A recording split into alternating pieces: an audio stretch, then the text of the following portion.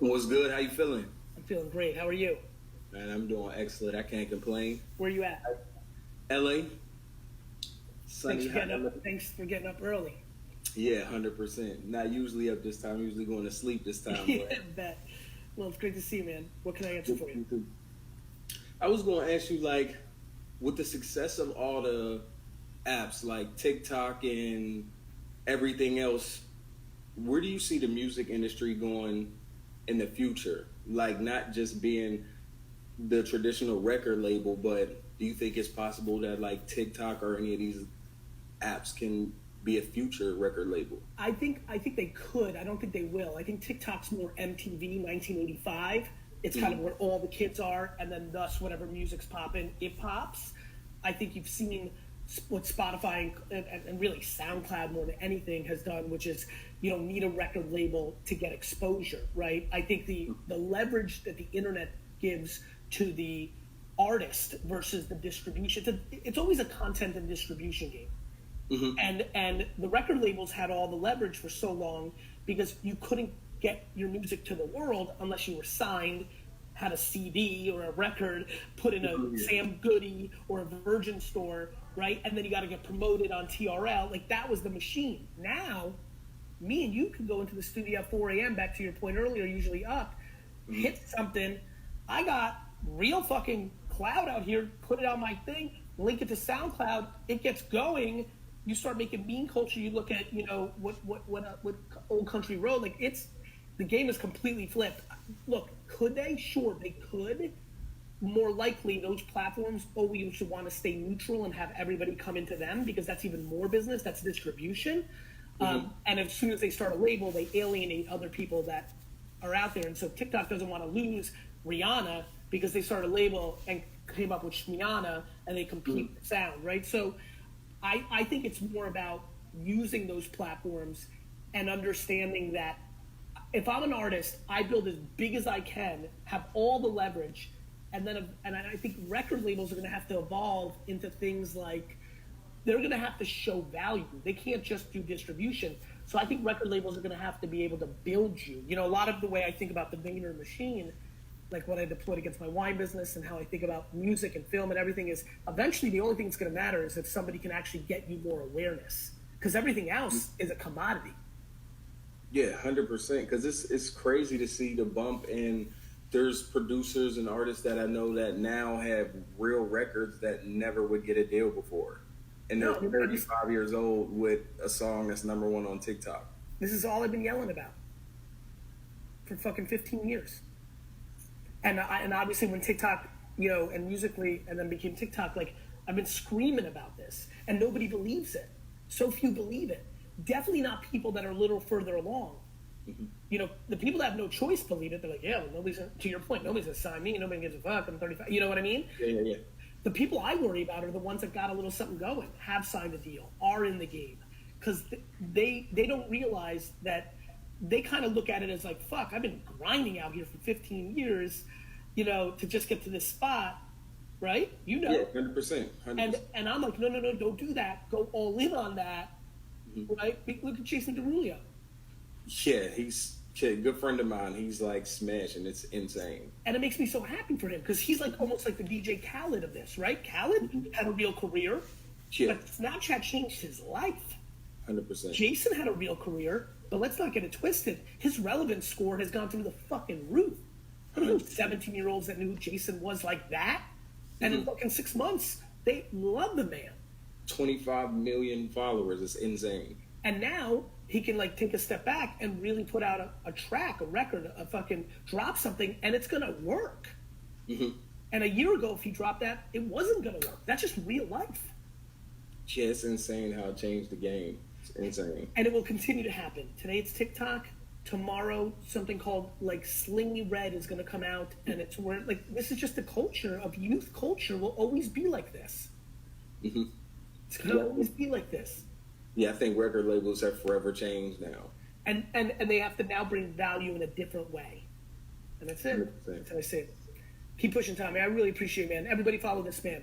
Yeah, appreciate it. Thank you. Thank you.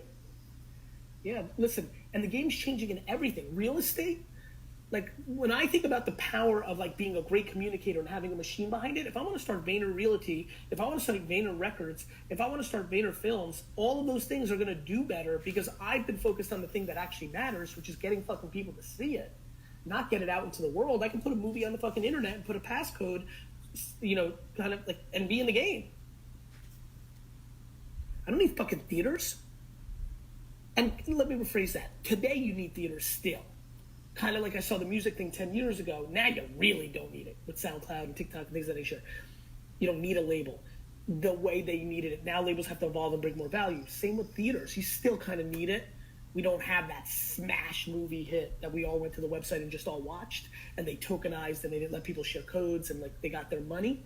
But it's coming. Don't get it twisted. It's fucking coming. Let's keep it moving.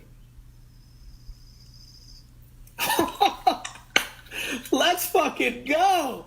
Let's go, baby. You're not joking with the goat shirt. My God, Jerry Rice, what is good, man? The legend. It is a pleasure to see you, my friend. Wow, I'm fired up. They got me with that one. How are you? I'm doing great, man. I'm honored to be on with you. Jerry, you know what's crazy? A lot of people love throwing around GOAT, but my man, you know, it's funny. In that same draft class, my favorite New York Jet of all time, Al Toon. And my whole life, I would always, like when I was a kid, I would always try to debate that Al Toon was up to your class, but my man, you really goated it out, and it's a real pleasure. I mean, honestly, it was really easy to, you know, I'm an AFC fan, so it was easy when you were killing it in San Francisco. When you came to the Raiders and did work, we had some big games, like, I was definitely salty, but now I'm feeling better, now that you're retired and doing all that stuff, so it's great to see you. How are you? Hey, Gary, I'm good. Look, I was pissed off because Al Toon and Eddie Brown went before me. I know, my man. Trust me, I know in a very short period of time we took Ken O'Brien and Al Toon before Dan Marino and Jerry Rice. I know exactly my drafts. Listen, it's a real pleasure to have you here. What's on your mind? Hey, look, man, I just, you know, I have started a new company called Go Field. We have 4 drinks now. It's a healthier drink. And my thing, over the years, I played the game for over 20 years. It was all about what I put in my body. And that gave me the opportunity where I could go on the field and excel. So that's what I'm trying to do with my new energy drink. And it's going to be more e-commerce right now because of everything that's going on with the pandemic and all of that. And Jerry, you know, real quick, I'm trying to make it really simple. I'm sorry to interrupt, but I don't know if you heard the last thing, but what's funny is in the same way that record labels are different, same thing with retailers. Going direct to consumer is exactly what you should do. Build it up and then have Walmart and Albertsons and Publix and Costco begging you for it instead of you begging them. You're going to get every meeting because of you. I'm sure the buyers at all these big shops are all going to take the Jerry Rice meeting. But what I'd rather you have more than the legendary status as leverage is actual sales to consumers. That's going to carry even more with it. Hello? I think Gary's internet is cut out, of course. He always has to go outside, far away from the router. Hold on. And I'll text him. Well, it's not me. No, it's definitely not you. Oh, his computer crashed, he said. Great. I'm talking to the legend himself and his computer crashes. Well, here's a fun fact. I don't know anything about sports, but you were the first athlete that I ever even heard of because my cousin had your San Francisco 49ers jersey on.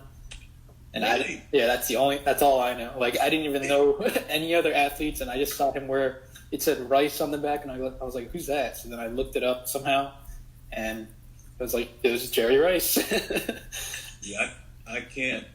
God, my God, time flew by so fast, man. Yeah. I mean, over the years, you know, playing for 20 years, playing with probably the greatest quarterback, you know, with Montana, the greatest coach, God, you know, Bill Walsh, and the greatest owner, Eddie DeBarlo. So we had a great ride. That's awesome. What do you miss the most? I think what I miss the most is the camaraderie. Going into a hostile environment. I'm back. I'm back. Sorry about that. Hey, man, look, I see you back. I'm back. Listen, this computer's been, Dustin, we have to talk to the team. My computer's been crashing just randomly. So, Okay. I mean, that's fine when it's, meetings here and there, but not when we're live with the legend. Anyway, Jerry, I totally get it. So keep going. What can I answer for you? Or what's on your mind? You really have answered a lot for me because we just want to make it convenient for the consumer. And, and also where they don't pay that big overhead price and all of that. So, I think we're moving in the right direction. Is it available for everybody right now if they wanted to try it? Is there a website? Just on the internet. You can go to www.gofield.com and you can order. We also got apparel coming out. So I'm excited about the whole thing because you know me. Hey, Gary, the thing about me, I do not put my name on just anything. I have to really believe in it. And the thing is, I have, pretty much assembled a great team. It's all about teamwork. I didn't catch 1,549, balls or, 200 touchdowns, 22,895 yards. It's just all dropping about it. Teamwork, man. Listen, and that's it. Listen, let me throw something at you that I think is going to really work for you. I think that you should, and by the way, let's get connected after this and we can get on a call with you and your team. I think that you should create an access pack. If everyone went to GoField and saw that if they bought 10 cases, that they would get into a small group that gets an hour with Jerry on like this in a group to ask Q&A, I think you can get, you see where I'm going, my man? Yeah, I see where you're going. Access to you is so valuable. You could go live like this digitally and have 500 people on there. They all bought 10 cases, 25 cases, a case a month. I think if you layer access because of who you are, I mean, there's a ton of people watching right now who weren't going to buy the energy drink, even though they love you. But the fact of being part of a small group, getting a Q&A with you, right. Access to you, now they buy the 10 cases. A lot of them will then, because it's a lot for them, will give out the product to their friends, which will create word of mouth. So I think there's a real leverage of access. Yeah, and that's why I want you on my team, man. With Okay. all that knowledge and that experience, Well, listen, this is full circle. I lived my whole life wishing that you were on my team.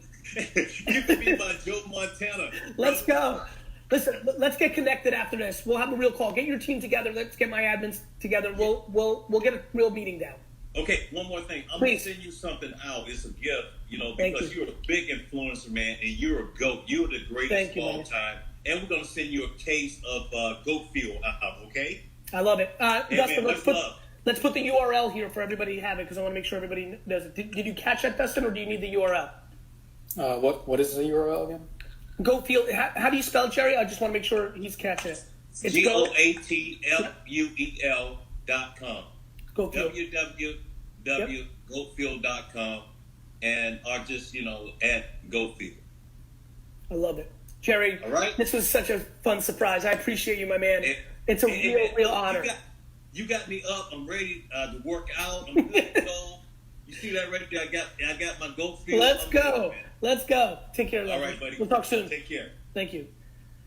That was amazing. That fired me up. That man is, if you're 44 like me, like you don't even understand what that guy did. Like just the sheer separation from him being the best receiver in football to the second best was enormous. Goat Fuel in the building. There it is. Anyway, let's keep this moving. Wow, what's going on? What's up, Simon? How are you? I'm fantastic. How are you? I'm quite well. You always wear that red hat? Every time I see you, I in content, I see that. Is that your sort of thing? Nice. Look at this. I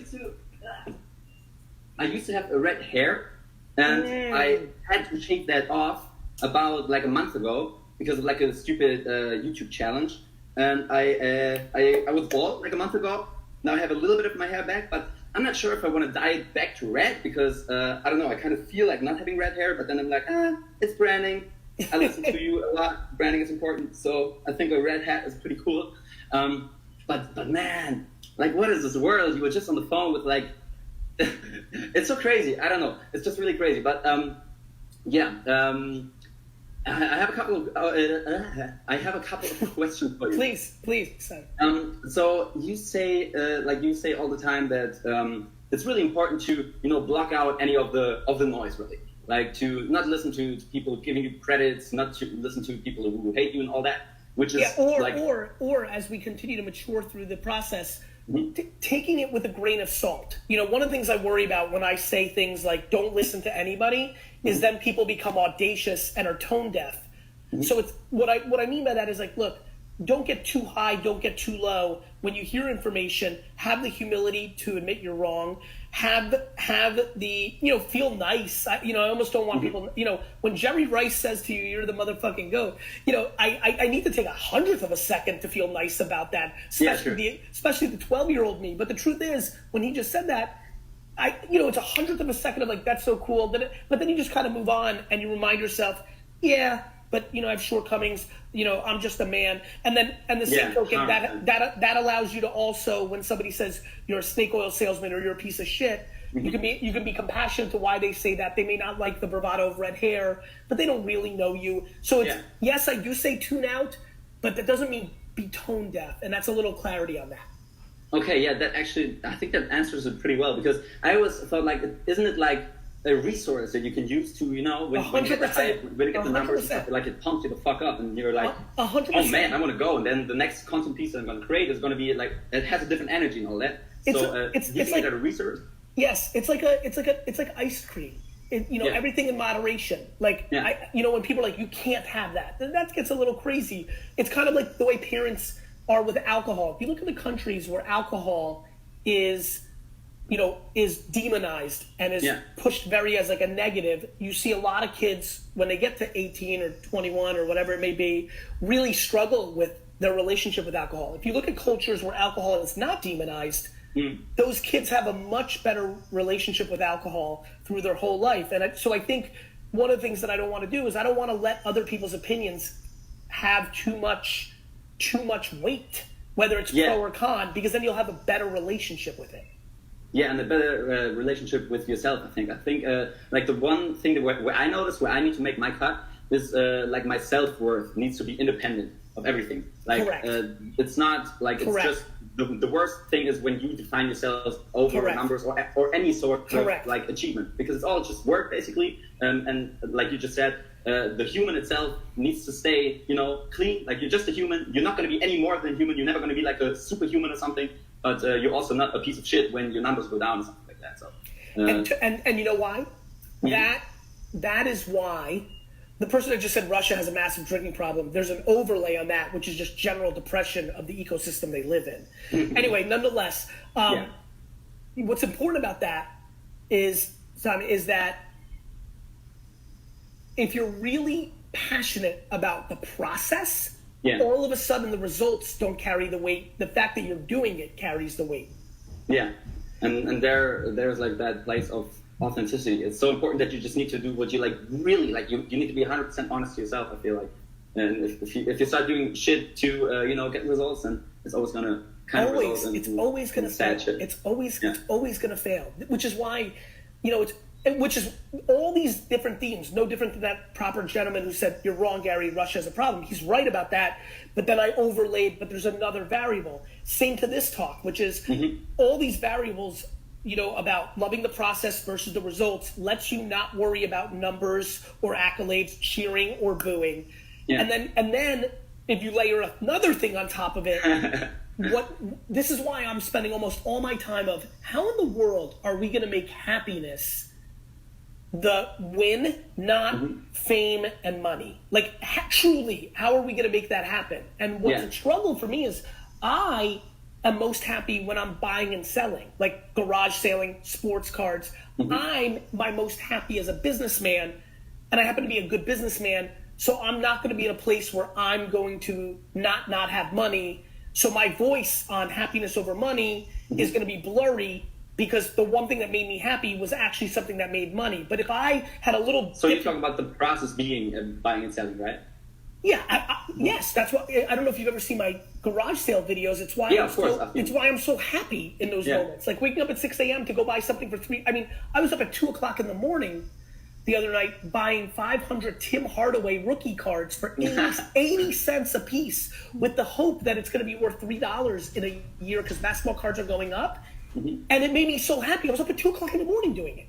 Cool. That's awesome. So I'm a merchant. I'm a tchotchke guy. I would have been a trader if I was 500 years ago. I would have been the person that went in the woods, found a rock, and it was beautiful, convinced the person that had sheep that it was a beautiful rock. I got the sheep, feed my family. That's my DNA. But musicians, artists, parents, teachers, we need more people to talk about loving what they do. Like we need a famous social media teacher who's so fucking happy, who she or he makes $53,000 a year and inspires an entire generation to say, oh, that's it. That happiness in the eye, not the 53K, because, oh, by the way, 53K knows how to manage their money, lives in a very lovely home, pays their mortgage, saves up for a Disney trip. Like there's so much happiness out there that is not being heralded.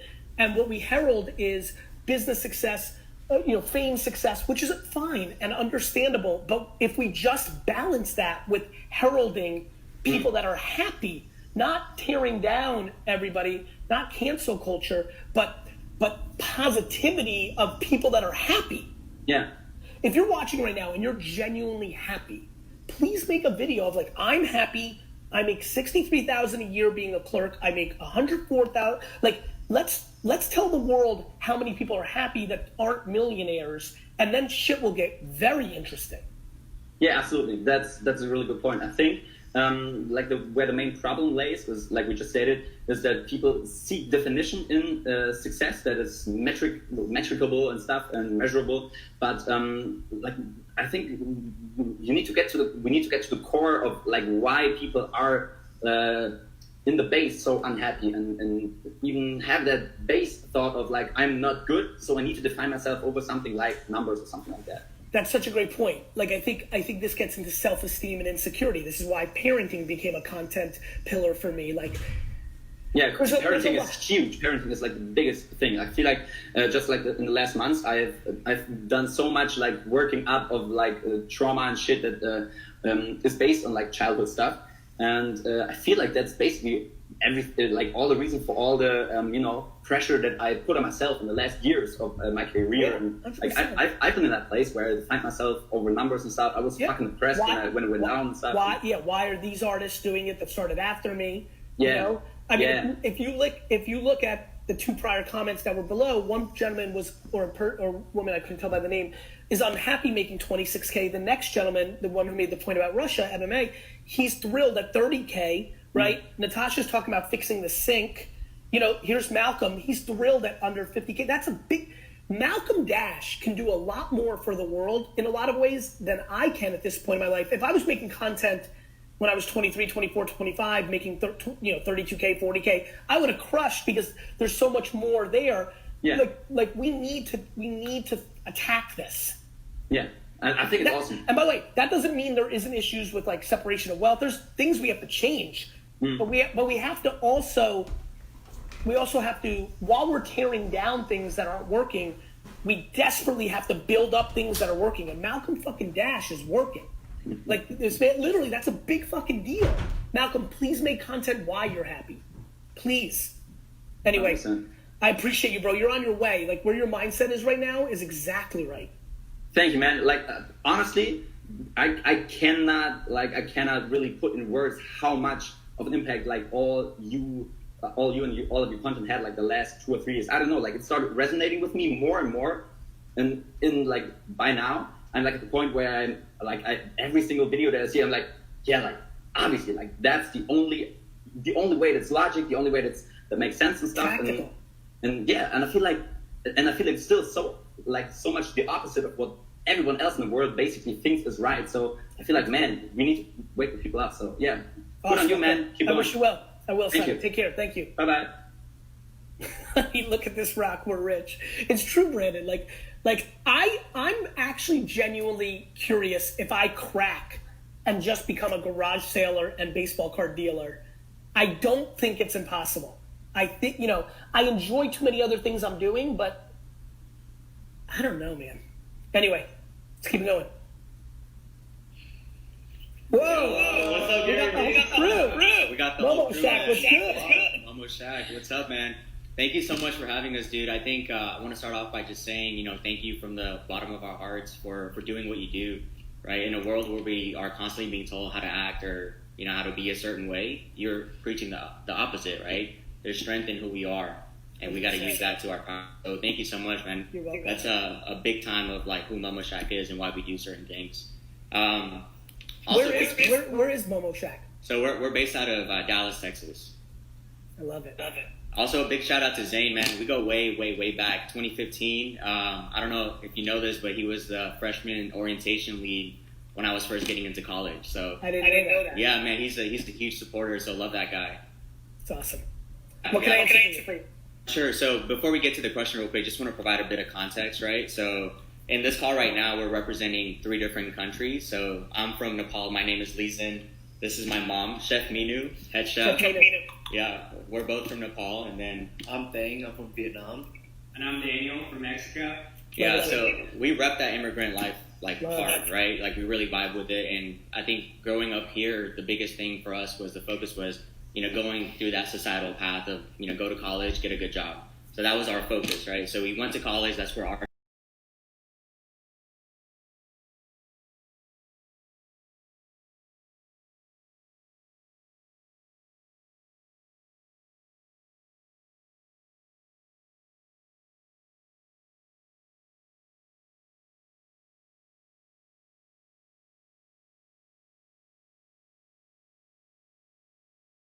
these guys, and we would like huddle up, brainstorm, come up with ideas. Fast forward to December 2017, we found your content and then we just decided to execute. By no means do we know what we're doing, or did we know what we're doing at that time, but Nobody did it. Exactly. Nobody does. The only reason I'm further along in some ways is because I started doing it at 6. The only reason, at 44 I can have this kind of entrepreneurial juice is I was, unlike, you delivered for your mom. I kind of didn't. I did, but I didn't for school because I went completely, which is crazy in hindsight, but I've been a businessman now for 38 years for real. Like it's all I've ever thought about. And so I have so many reps. But at 6, 7, 8, 9, 10, I was making mistakes when I was 17. I made a mistake last week. Me and AJ were talking yesterday about major mistakes we're both making right now. Nobody knows what they're doing in the beginning. That's the best part of doing instead of learning. Teaching and watching me or going to business school is great, but it's zero compared to living it. Zero. Absolutely. Experience is the best teacher. We feel that. 2017, we started off as a pop-up brand, so going direct to consumers, like you were talking about with Jerry earlier. And then with COVID naturally happening, right, we had to find a way to pivot. So now we're doing packaged momos. So if you check out our IG, you'll see the little bag, and we're doing pickup orders with customers. Are you shipping? Not yet. No, we're just. Can you? Or do you lose too much in the shipping process? We're gonna lose too much just because it's frozen goods, right? I have an idea. I've been sitting on this idea. I'm going to share it with you. I think that do you feel like your recipe is a secret in any way or no? Absolutely. I'm trying to figure out how people can send deconstruction boxes. So like, I love this idea that I have a good feeling that thousands of people right now would literally buy a deconstructed dumpling box from you. That then every Friday night from 6 to 9 p.m., Eastern, which would catch everybody kind of, you're doing live cooking with Mama Chef, with you 3 characters, and people are actually making dumplings along with you. Now, the fun part is you're like, look, this is going to be you. These aren't official momos because we have a little secret. Mama, do the secret, let's not show her right now. You move it away. All right, Mama's doing the secret stuff. All right, now we're back. I think there's a way for you to build a brand that isn't directly selling what you sell, but all of a sudden I've just taken you to a national brand instead of a local brand, and I think you could actually sell a shitload of fucking maker packs. I think that's a big idea. And I think for a lot of people out there that don't have some secret to the ingredients, it's a huge idea. Thoughts? No, absolutely. I mean, on the whiteboard here, we actually have that written down as one of the next things that we wanted to tackle, which is like DIY mobile. Move that idea to the top of that fucking whiteboard. For sure. Thank you, man. Yeah, and then I think like just piggybacking off of that, our question was going to be like knowing what you know now, right? Let's say you're the CEO of Momo Shack. What are some like tactical, immediate things that you would focus on, and what are some macro level vision things that you would focus on in the next 5 to 10 years to make that a nationwide brand? I would decide if I want to do franchising or if I want to own. That's number one. You have to make that decision in your game. And by the way, there's no right decision. That's just, you need to be self-aware and figure out yourselves. Number two, I would create the deconstructing dumplings pack and sell it to everybody in the country. I really am hot on this. I think local brands can go national when they don't think they can. Somebody makes ice cream, ship out ice cream makers and do videos with people at night making ice cream. It won't be exactly your ice cream, but your brand's going to get huge. If you're, if you're a winery and you're small and you're in Texas, for example, which is not an emerging wine region, create winemaking kits. That's months of content because that shit sits in the ground, in the garage, excuse me. I'm very hot on that. And then the other thing I would do is immediately become a media company. You're a media company that happens to sell dumplings. And what I mean by that is, when I see this foursome, this is incredible inspiration for not only immigrants, for not only brown people, for white people, for black people, for all types. And I think a podcast or a documenting, either a vlog, and I know you know this, I say this all the time, watch what I do, not what I say. The answer to your questions are in my own behavior. This is why I want, to me, the reason to watch me, at some point, the concept of what I'm talking about is going to click, whether it's the first time you hear me or a year or two later and you start off not liking me, but then it clicked. It will, because it's way bigger than me. I just happen to message it. The bigger reason I think people should follow me is they should do what I'm doing. I think you should do a coffee show every morning with your small little group named after the same concept as Tea with Gary Vee.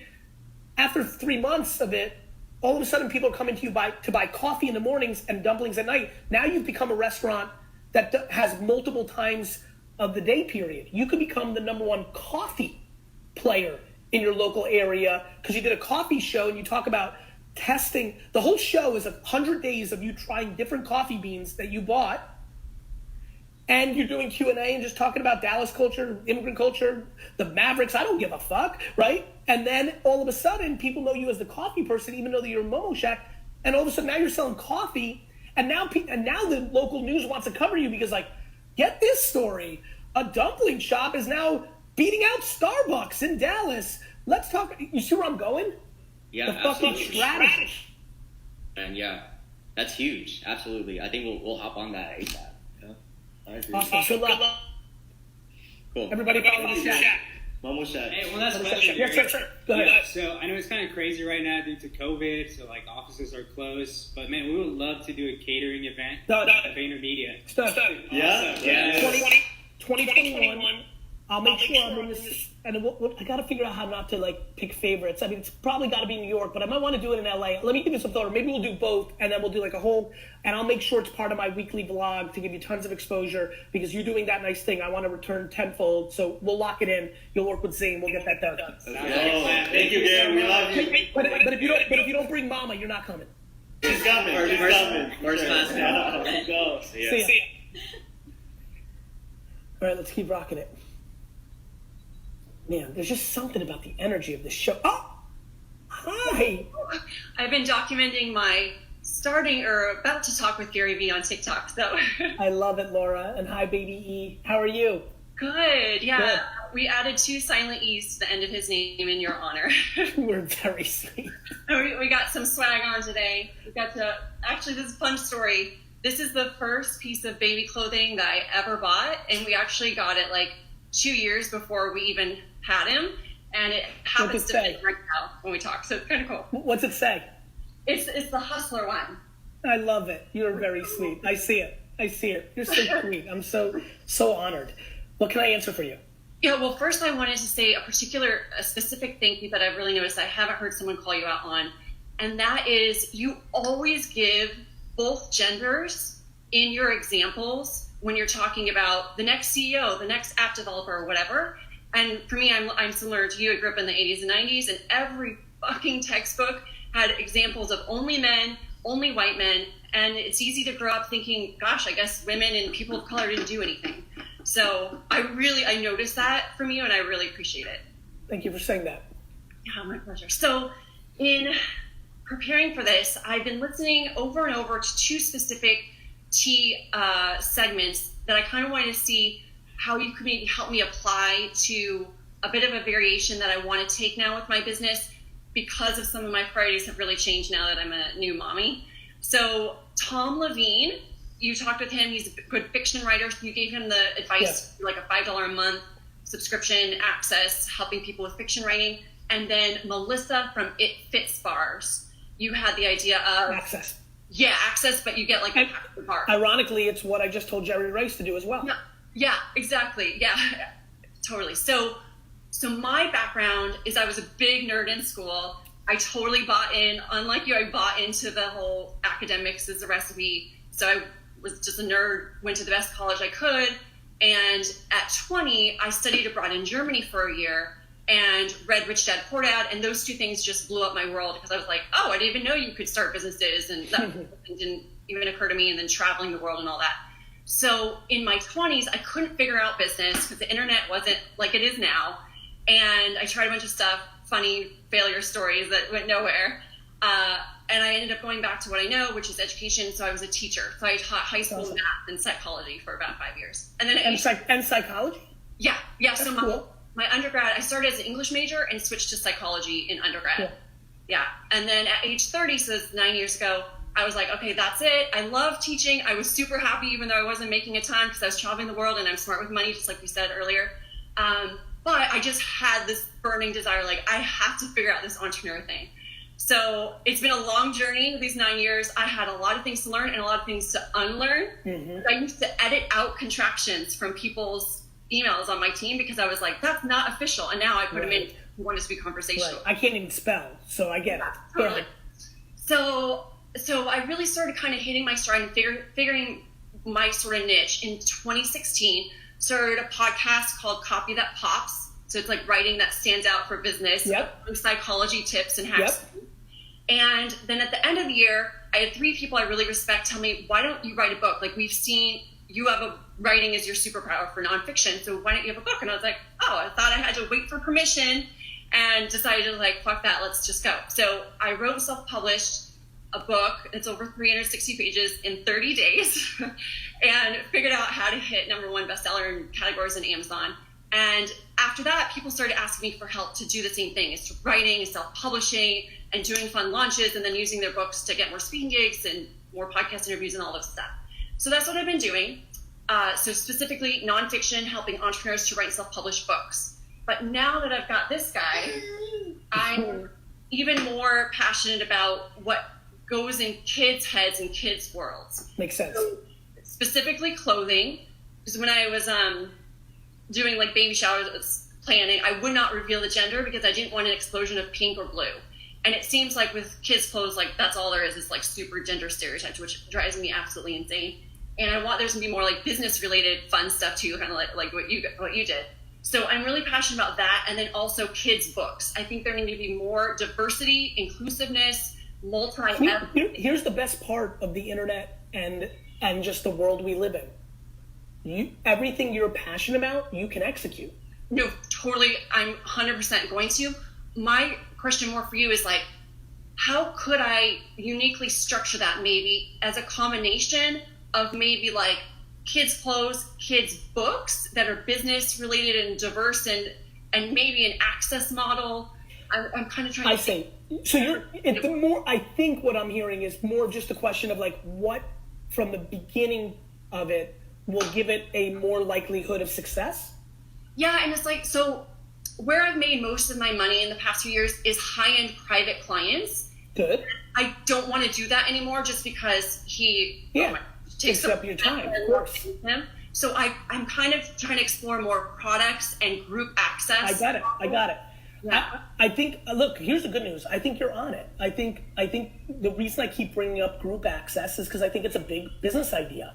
I think if you start a infrastructure around clothes and books and access to you for 3 hours a week, Monday 8 to 9, you're gonna, obviously his schedule is gonna change as he goes through, so you'll have to figure out what works for you, and it might be just 1 hour, 9 to 10 on Friday PM, 1 hour. But yes, I think starting a business that says, this is my business, it is going to be diverse and inclusive, whether it's kids with disability, whether it's background, that's amazing, and obviously very much on the consciousness of at least half the country and many more than that, for that matter. And so, I think there's a lot of business opportunity there, and I think access is going to be the biggest, lever. I do believe that access is the emerging leverage point, and so I think it's a book and clothes club with the person that is the person. Like imagine the first time Harry Potter came out, if she was available. Obviously, she's in the news a lot now for a lot of different things, but people want access. Period. End of story. If my next book that I write comes with, if you buy this book, there's a unique barcode on the back of every book, and you get to be part of a closed. See, Baby E likes this idea. And so I actually think you have it figured out. I think reverse engineer how much time you're willing to give, and then you'll be able to amortize. You're not going to be able to have high-end clients paying you $1,000. You're going to have a lot more people paying you $50. But the good news is it's scalable. The high-end clients, whether you're charging them $1,000 or $500,000, you can only have so many. You're just one woman, a superwoman, but one woman. I think that if you go to the $50 access instead of the $1,000, I don't know your numbers, and it might be $10, it might be $500, but I think you'll get to that income level, and it's going to cost you an hour. Right. Instead of costing you all that other time. And I think you set it up that way from day one. It's almost like Costco. From day one, you can buy my book, you can buy my shirt, but, he's so damn cute, but there's this really epic thing that gives you this access, and I think you'll see 80%, 50%, 30% sign up for that, and that will be the trigger. And what do you think on pricing? Like with It Fits bars, it was like 72, then you're like, no, 99 for a 12-pack plus access. Do you have any ideas on that? I do.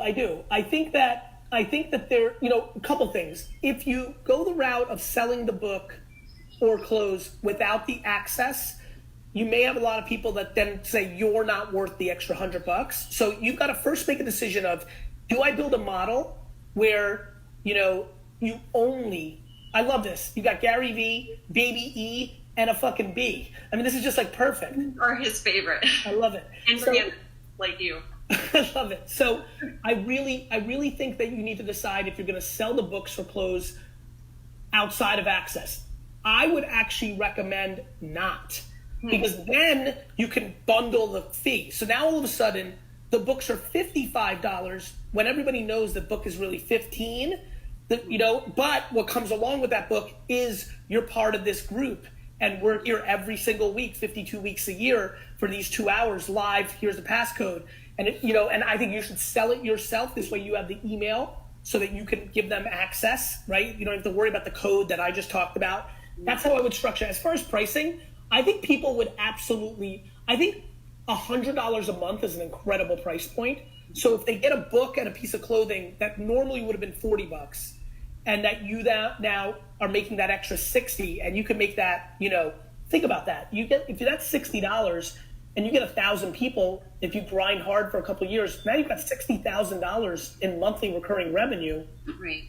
That you're probably making, $20,000 in profit, because you got to make the book and the, what have you. And I think you've got something. And then you can tier it, right? Because somebody could buy a month for $140. Somebody could buy 6 months for $110, or a year for $99. You're all in for $50 on your hard goods, on the book and the clothes per month. Maybe they get a book and a piece of clothing. But what the real game is it's this access thing. And then you're putting out content constantly, because then people are buying into your access. This is never going to be the route I'm going to go, because I'm making my economics differently, but I don't begrudge it when somebody's bringing value with access. And I have a funny feeling if I asked people how much they would pay per month for a bottle of wine with me and having that small access, it would be high. Leave in the comments what your number would be, and don't make it up. It's just good data for everybody who's watching right now, for them to think about how they can do it. So don't say 1,000 or whatever, but put what you would actually put. So that's how I see it, Laura. And would you take like those hour sessions and chop them up and do like your 64 or your 200 whatever pieces of content from those? Yes, I would. Yes, I would. Because it's the same thing I do with, the 4Ds. It's a $12,000 VaynerMedia product, but I put it out, right? So, yes, I would. 4Ds are my favorite stuff. Thank you. To Gary Vee, because you can just you're a fly on the wall listening to. Yeah, you're learning. Yeah. And the same thing. There I have time. Here I have time, and I think that's why it's working. So, awesome. Bye, Laura. Bye, baby. One little request. Go ahead. If we get out to New York, could we come by for the day, document everything, share everything, write a book about it? Yes. Thank you. Talk to Dustin or Zane or whoever set you up here. Okay, well, thank you, Gary. Okay. Thank you. That was fun. Let's keep it moving. London Martinez, 1,200. I might have to do that. It's 14,000 a year. Hi. Hi, Gary. How are you? I'm so excited that I'm here. Wow. Thank you. What's your name? Oh my God, I'm Danae. Danae. How are you? I'm so well. It's so nice to see you, Danae. You too. I just want to say thank you so much. You have been amazing. I love the way you are with people and how much you give and how much you offer. And it's just, oh my God, I'm going to cry. Thank you, Danae. So awesome. Where do you live? I live in Charlotte, but I'm a New Yorker originally. So I've been here for quite a long time. So I wanted to get on here and talk to you because, well, a couple of things. So I'm one of those people that I listened to you every single day throughout the whole lockdown, every single day. And I discovered you probably this year, I think. And so just to give a little backstory, when I first moved here, when living in New York, it was all about the more you know, the more diversified you are, the better candidate you are for a job or anything you want to do. Moving to the South, I felt like I started to get put into a box that I had to focus on one thing. The problem is I am so multifaceted that I turn into sometime like this crazy professor obsessed that I will get 1,000 different ideas at one time. That's good. So when I moved here, I had a graphic design business. I was a single parent and I had a child that was really sick. And so I started teaching yoga. I did everything I could. I started a graphic design business. I was a mindfulness coach back then when there was no such thing as mindfulness. Now it's like a big deal.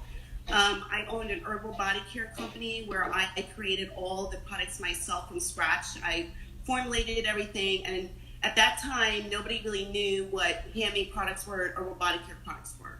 So not like now, everybody's doing it. So I spent a lot of time educating people, and at the end of the day, my products did pretty well, but I got really burnt. Yeah, of course. And it happens. I was making it, creating education. I was doing training programs. I mean, I just got burnt out, and I ran out of money, and I had to go back to work to relieve my mind as well as. I totally understand. And by the way, Danae, that's good. I really hope you understand, and I hope everybody on Earth understands. That's not an L. That's part of the process. Yeah. It's very important that you do not look at that as a loss. I mean that.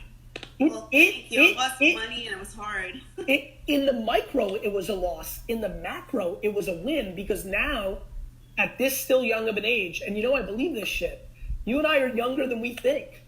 But I'm older. I'm 52. So when you say I have a lot of years, I feel like I don't have a lot of time. Look, first of all, you look fucking fantastic for 52. Number two, you just do. I'm just going to play this out for listen. And every time I say this, I always see somebody comment or they'll email me, what if she gets cancer? Yes, I understand things happen. I also understand it's extremely likely that we're talking about 38, 42 years with the way medicine is progressing. That's a long fucking time, don't it? Like 38 years ago, you were 14. A lot of shit has happened since you were 14. Yeah. So when you start looking at that way, so anyway, nonetheless, I just really want to make sure that experience that you went through It's a building block. Yes, it was a loss, but you didn't lose. And people need to understand that. But keep going.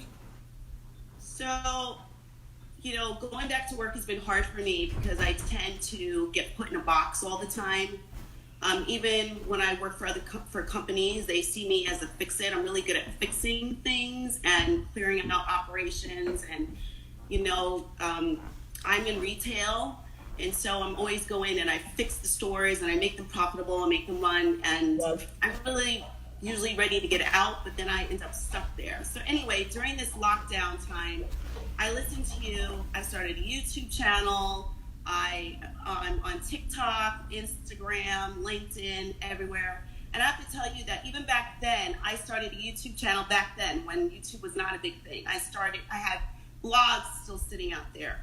But somewhere along the line, something that happens, I get all this inspiration with 1,000 ideas. You know, I love beauty, and then I love mindfulness, and then I really believe that one of my purposes is to help the world see things from different perspectives. So George Floyd happened. I started doing videos on George Floyd and how we can start talking about race and how we can heal as a world. I've done videos of beauty. And I get all these different ideas, and they feel like they're in so many different paths, but I can't figure out how to all bring it all together. You don't bring them all together. They say to do one. Well, on YouTube, like I keep watching. I watch a lot of videos on what to do, and they say, you know, you should have one thing that you're talking about. No, they're saying I don't know how to do it all. Donate. And then I get tired. Donate. They're telling you how to win on YouTube. Okay. I'm trying to have you win in life. Okay.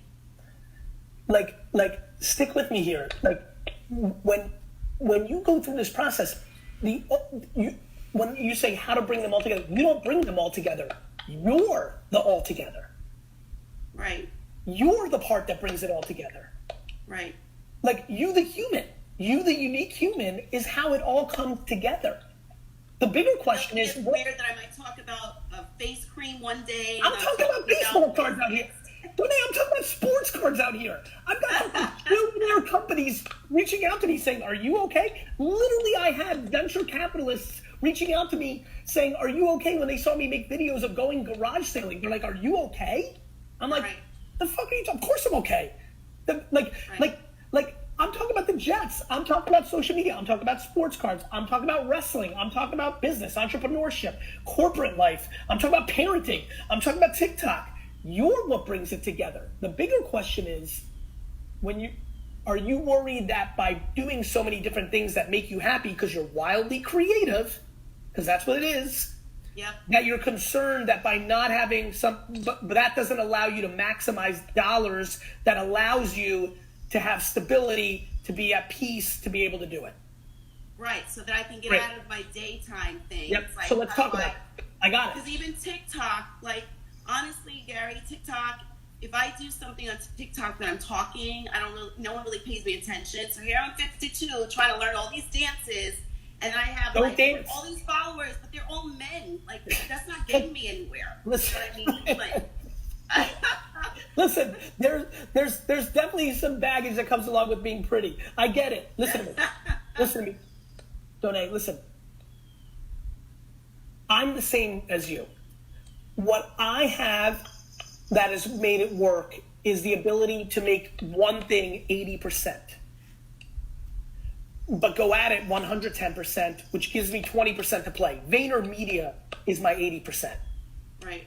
Gary V, sports cards, garage sailing, social media. That's the 20%. I go hard at both, but I think what you need is to find your 80% thing. And in a world where there's a lot of things you can do, it's literally rolling the dice or throwing a dart or flipping a coin. You have so many patterns. I think that you need to really think about having one core main thing, the steak, and then side dish everything else, but don't eliminate the side dishes because they're the things that allow you to focus on the main thing. My baseball card, sports card thing, my Gary V, all of that are the things that allow me to actually be a very good CEO for Vayner Media, because if I didn't have this side stuff, I wouldn't be able to be happy because I would burn out from Vayner Media because my brain would want to do other things. I allow myself to do other things what is perceived as the shortcoming of the 80%, but those other things allow me to be 110% on the 80. Does that make sense? Right. So I think you need to pick the sustainable thing, the thing that you mean like a YouTube thing sustainable or a topic sustainable? A business sustainable. Oh, sustainable, yeah. Got it? Yeah. I mean, so you don't have to do you need to be able to get out and do your thing at all times. You need to pick one thing that pays your bills enough to let That's what I'm trying to figure out. I see. And that's what I want for you, because once you are selling candles direct to consumer or start an access business like I'm talking about, once you do that, you're going to be then able to be a little bit more creative and play with social media and do other side things and talk about meditation or racial injustice. But you need the thing that is your oxygen, your well, that allows everything else to happen. But you're going to need those other things to happen. The people that tell you to focus on one thing are wrong, because you're wired to need the other stuff, like me. Yes. But the part that you're missing right now, good news, we got 52 more years to drill this, is I need you to build something that is sustainable as your one thing, but not cut off everything, because then that's holding your breath and you're going to eventually breathe and the whole thing's going to break. So you need to build a sustainable thing, but still do 20% of the side stuff. Right. But you've got to figure out what that sustainable thing is. Right. That's what I'm trying to figure out, because I was thinking I could maybe go back to making some products again, even if it's one thing, because I mean, full-time job, it's hard to make as many things as I did before. If I started with one or two things and then building it from there. What has historically given you the most success? Sorry? Out of all the things you've ever done, what was the thing that maybe worked the best? On a solo level. Anything? On the soul level? On the solo. Really not soul. Not love. No, like actual business success. What's the most successful thing you've done as an entrepreneur versus as an executive? I think my herbal body care company did the most. And what burnt you out from that? What ended up happening really there?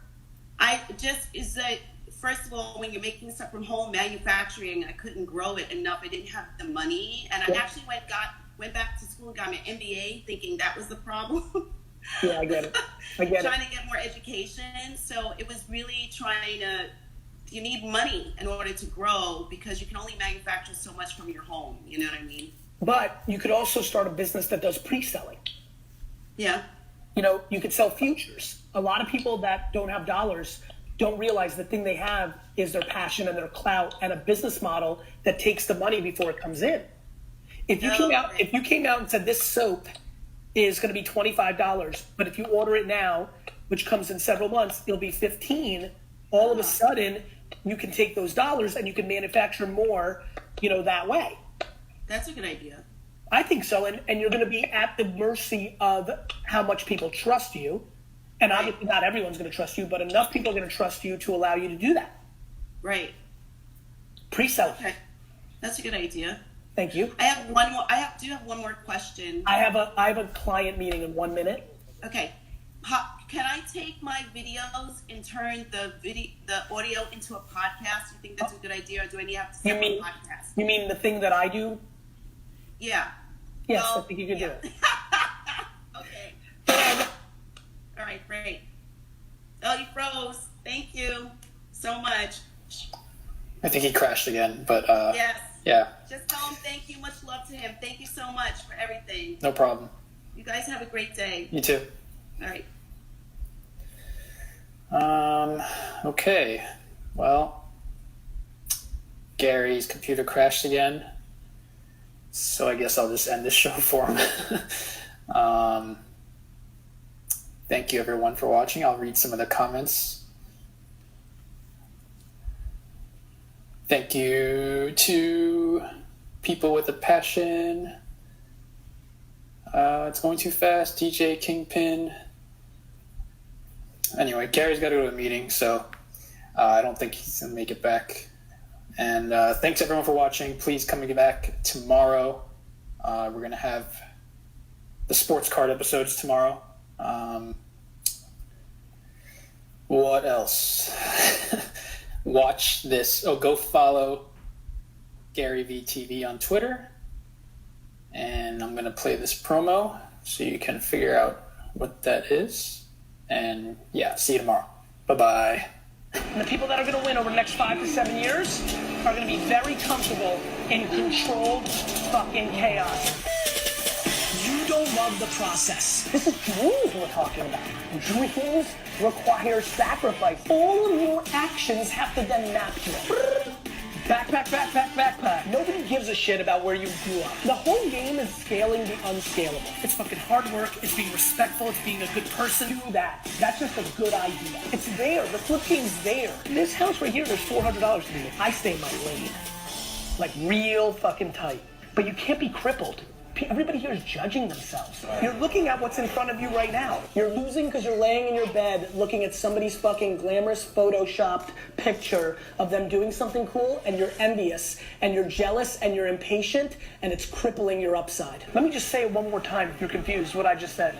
I say put your fucking flag on the ground of who the fuck you are. Whoever provides the most value always wins. You're entering the greatest 5-year window of your life. My only answer to me or anybody is just try shit. Shut your business down and go work for an apparel company for 3 years. Nobody you've ever met got there without the hard work. So you better get your speed up. You better work harder. You better work smarter. If you can't Google stuff, you're not going to be able to do anything that I'm telling you to do.